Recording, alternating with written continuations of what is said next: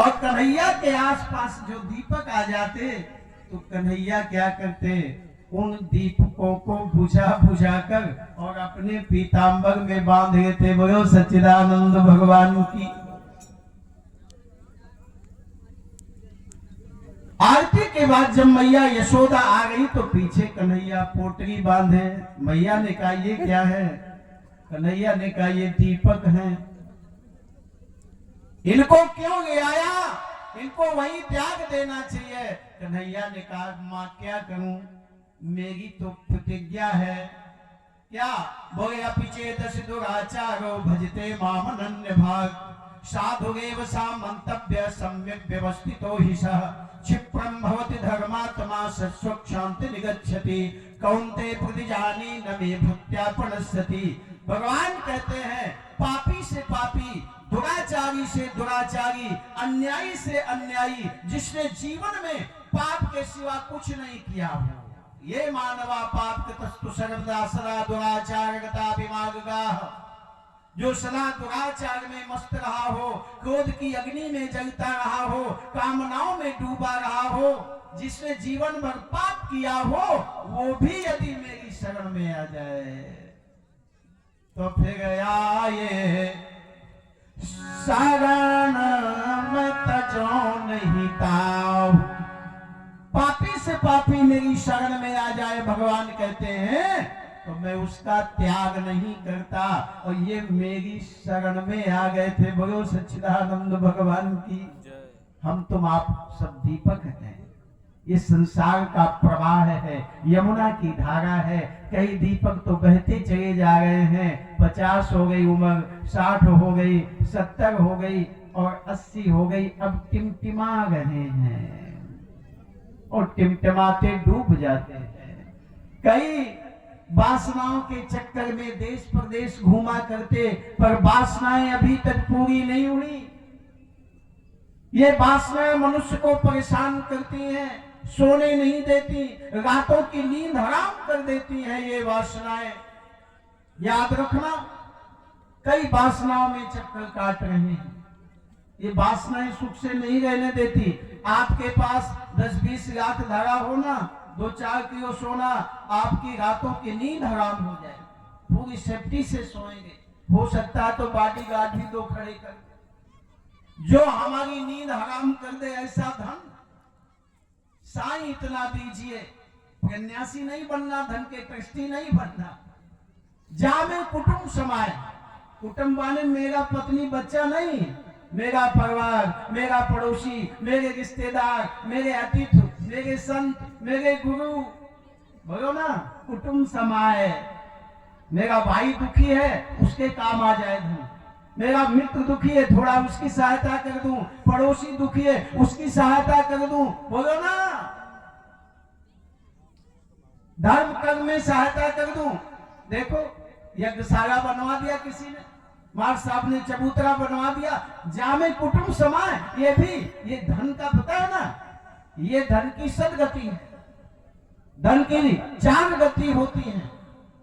बोलो ना, पहली गति है धर्म, 3 गति धर्म की। पहली धर्म है, धन काय के लिए मिला है, धनात् धर्म। धन है धर्म के खातिर, भोग के खातिर नहीं। धन काय के खातिर? धनात् धर्म ना भोगस्य। धन है धर्म के खातिर, भोग के खातिर नहीं। अब भोग है जरूरत की पूर्ति के खातिर, इंद्रियों को तृप्त करने के लिए नहीं। और फिर धर्म किस लिए है? तो धर्म है मोक्ष के खातिर, धन के खातिर नहीं। फिर से समझिए, जैसे प्रधान जी ने बांटे, हम महाराज ये मुझे गद्दा में डाले। अब सोचा कि एक दिन ऐसे 1000 निगत थे, तो आपने एक ठगेगा 999 थे। धीरे धीरे भगत रहेंगे तुम्हारा। इस स्थिति से दान मत करना कि मैं 1 दूंगा तो 1000 मिलेगा। ना ना ना ना, धन धर्म के लिए है। याद रखना, धन से धर्म करो। और धन है धर्म के खातिर, जरूरत के लिए। बोलो ना, उससे धर्म करो। जो धर्म में लग जाए और महाराज वही धन सोई धन धन्य प्रथम गति जाकी। तो पहला धर्म और दूसरा भोग। अच्छा मकान बनाओ, बच्चों को पढ़ाओ, अच्छा पहनो, अच्छा खाओ पियो, सहायता भाई की कर दो, बोलो ना, यार दोस्तों की, पड़ोसी की कर दो। ये महाराज दूसरी गति है धन की।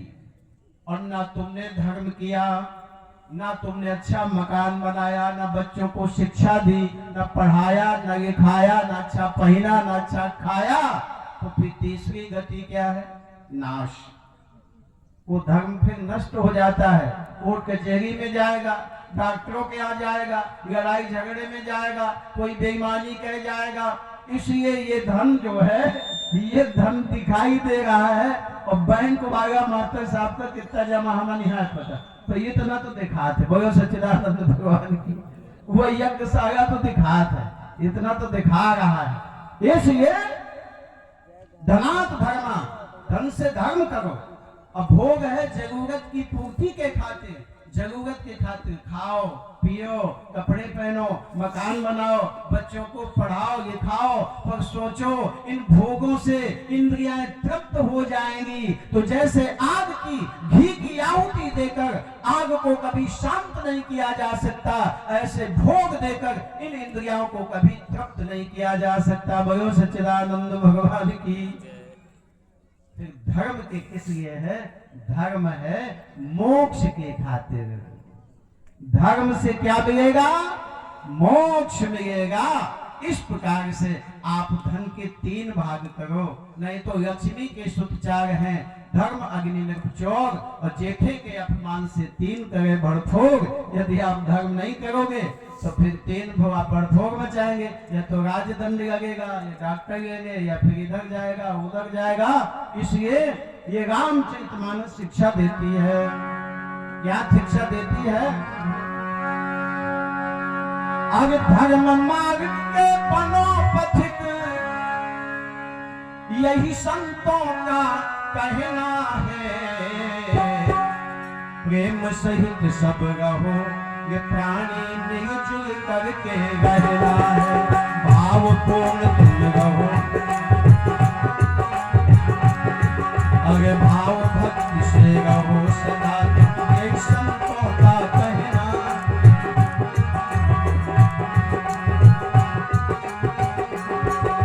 बड़े भाग से नर तन पाया, ईश्वर को क्यों बिसराया।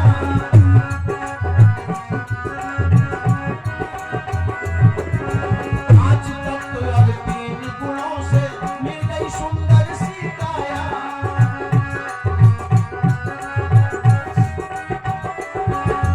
हरि नाम तुम जपो हमेशा, गुरु नाम तुम जपो हमेशा, यही सतगुरु का कहना है।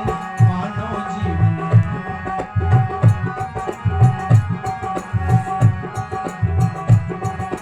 मिलजुल करके रहना है। श्री राम जय राम जय जय राम। हरि ओम। माताओं खड़े हो जाओ आप।